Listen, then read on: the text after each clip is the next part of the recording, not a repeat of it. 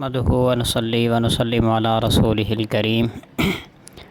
عشرہ ذی الحجہ کا آغاز ہو چکا ہے، تو اس عشرہ کے اندر کچھ اعمال ایسے ہیں جو کہ بہت آسان اعمال ہیں، لیکن اگر بندہ وہ اعمال کر لے تو اللہ تبارک و تعالی بہت بڑا اجر عطا فرماتے ہیں۔ ذی الحجہ کا چاند دیکھتے ہی جو حکم سب سے پہلے ہماری طرف متوجہ ہو جاتا ہے وہ ایک عجیب و غریب حکم ہے۔ وہ یہ کہ نبی کریم صلی اللہ علیہ وسلم نے ارشاد فرمایا کہ جب تم میں سے کسی کو قربانی کرنی ہو تو جس وقت وہ ذی الحجہ کا چاند دیکھے، اس کے بعد اس کے لیے بال کاٹنا اور ناخن کاٹنا درست نہیں۔ چونکہ یہ حکم نبی کریم صلی اللہ علیہ وسلم سے منقول ہے، اس واسطے اس عمل کو مستحب قرار دیا گیا ہے کہ آدمی اپنے ناخن اور بال اس وقت تک نہ کاٹے جب تک قربانی نہ کر لے۔ اب سوال یہ ہے کہ حضور اکرم صلی اللہ علیہ وسلم نے یہ حکم کیوں دیا کہ جب ذی الحجہ کا چاند دیکھیں تو بال اور ناخن نہ کٹائیں؟ اس میں کیا حکمت ہے؟ تو اس کا جواب یہ ہے کہ اس عشرے کے اندر اللہ تبارک و تعالی نے حج کی عظیم و شان عبادت مقرر فرمائی ہے، اور مسلمانوں کی بہت بڑی تعداد اس عشرے کے اندر حج کی عبادت سے بہر اندوز ہو رہی ہوتی ہے، اور اس وقت وہاں یہ حال ہوتا ہے، ایسے معلوم ہوتا ہے کہ بیت اللہ کے اندر ایک مقناطیس لگا ہے جو چاروں طرف سے فرزندان توحید کو اپنی طرف کھینچ رہا ہے۔ ہر لمحے ہزاروں افراد اطراف عالم سے وہاں پہنچ رہے ہیں اور بیت اللہ کے گرد جمع ہو رہے ہیں۔ اللہ تبارک و تعالی نے ان لوگوں کو حج بیت اللہ کی یہ سعادت بخشی ہے۔ ان حضرات کے لیے یہ حکم ہے کہ جب وہ بیت اللہ شریف کی طرف جائیں تو بیت اللہ کی وردی یعنی احرام پہن کر جائیں،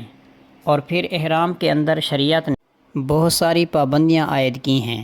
مثلا یہ کہ سلا ہوا کپڑا نہیں پہن سکتے، خوشبو نہیں لگا سکتے، منہ نہیں ڈھانپ سکتے وغیرہ۔ ان میں سے ایک پابندی یہ ہے کہ بال اور ناخن بھی نہیں کاٹ سکتے۔ تو حضور اکرم صلی اللہ علیہ وسلم نے ہم پر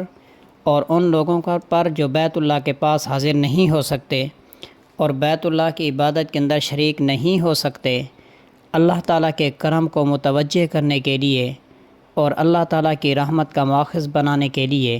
یہ فرما دیا کہ ان حجاج کے ساتھ مشابہت تھوڑی سی اختیار کر لو، تو جس طرح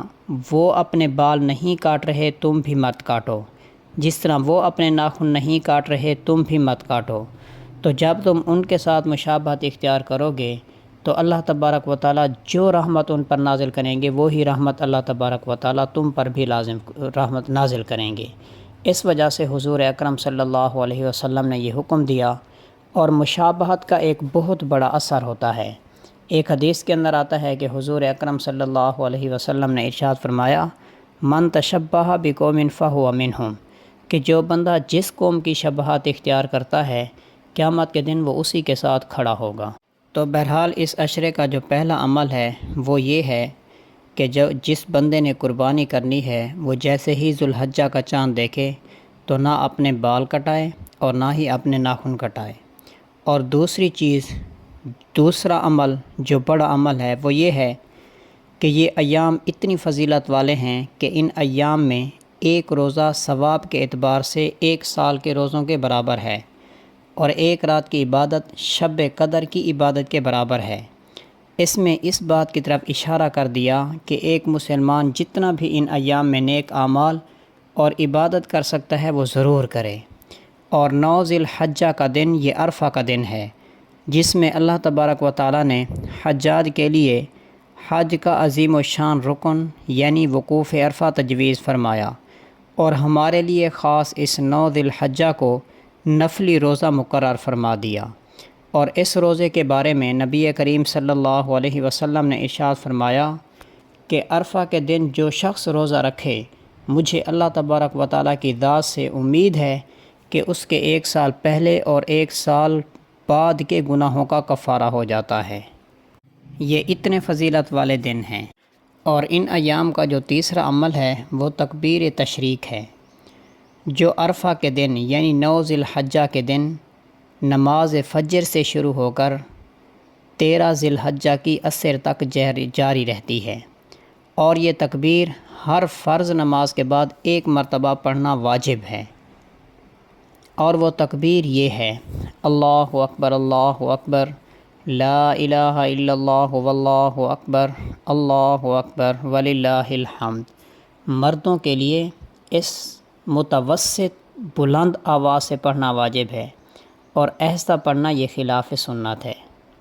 تو لہذا 9 ذی الحجہ کی فجر کی نماز کے بعد سے یہ شروع کرنی ہے، اور 13 ذی الحجہ کی عصر تک یہ تکبیر تشریق پڑھنی ہے۔ اسی طرح عید الاضحیٰ کی نماز کے لیے جب جا رہے ہوں تو اس میں بھی سنت یہ ہے کہ راستے میں بلند آواز سے تکبیر کہی جائیں، البتہ جب عید الفطر میں جاتے ہیں تو اس وقت راستے میں آہستہ کہنی چاہیے۔ اور یہ جو تکبیر تشریق ہے یہ خواتین کے لیے بھی مشروع ہے، لہذا عورتیں بھی اس کا اہتمام کریں۔ اللہ پاک عمل کی توفیق دے۔